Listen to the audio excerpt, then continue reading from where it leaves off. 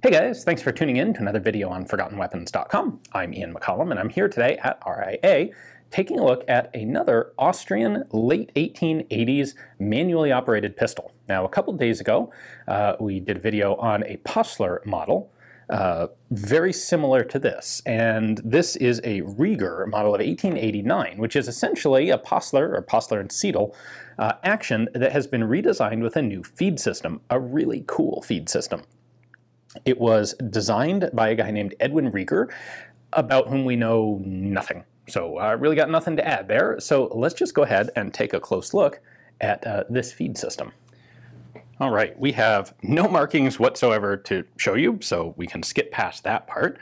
We do have a very cool looking brass frame on this, which is that's just awesome. Brass ring trigger on it as well.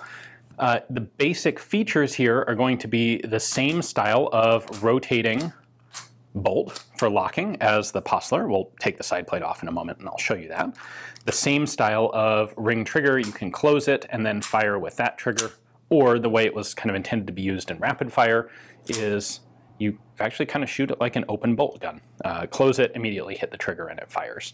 There is a safety on the back here, right there. This operates just like the Passler was supposed to, but the Passler we saw in video didn't quite work. And what I mean by that is the safety actually locks into the striker. So it's physically sitting behind the bolt. It prevents the bolt from moving, and it prevents the striker from dropping because the striker is being held in place by the safety. We do have a rear sight on this one, which is cool because it's actually a range adjustable rear sight. Neat. But the part that I was hyping up is, of course, the magazine. So we can slide this door open and drop out this awesome little 6-shot sheet metal clip. One of these is unfortunately broken away. But the rest of this is, well, the closest thing I can compare it to is a Blake rifle charger. It's actually very, very similar in concept to the Blake rifle.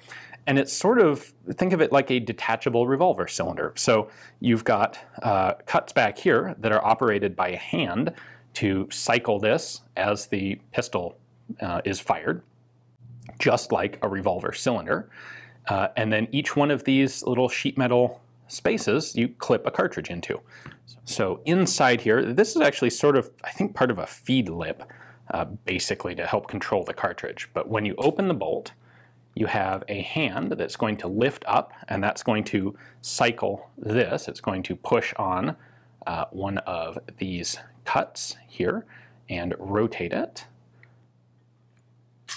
And then it drops back out of the way when the bolt is closed.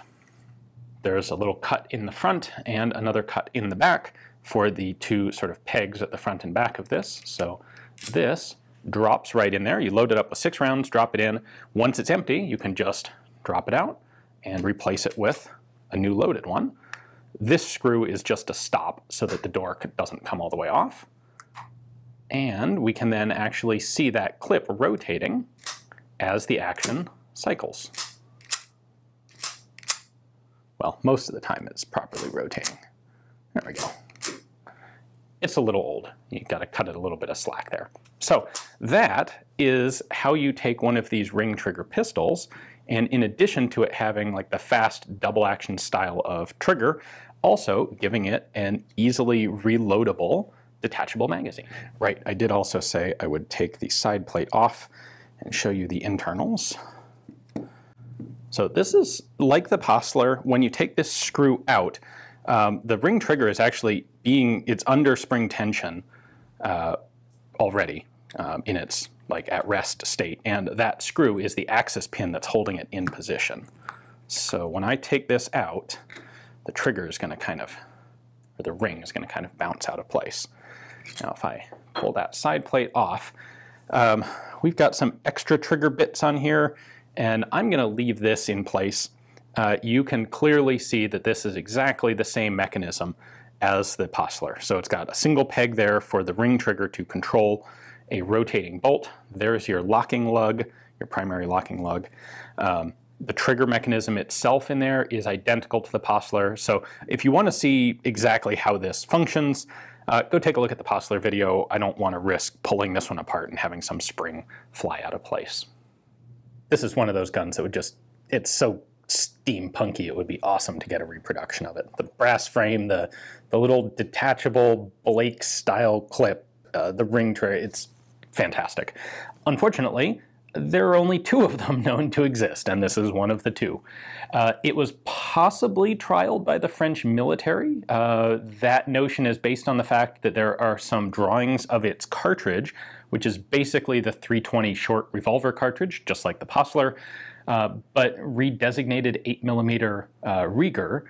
Anyway, there are drawings of this in the archives of Revolver, the French cartridge manufacturing company. That doesn't mean they actually made it, but it means they looked at it. And possibly for military testing. We know the Passler was actually tested by the French military. It's entirely possible that this was done at the same time.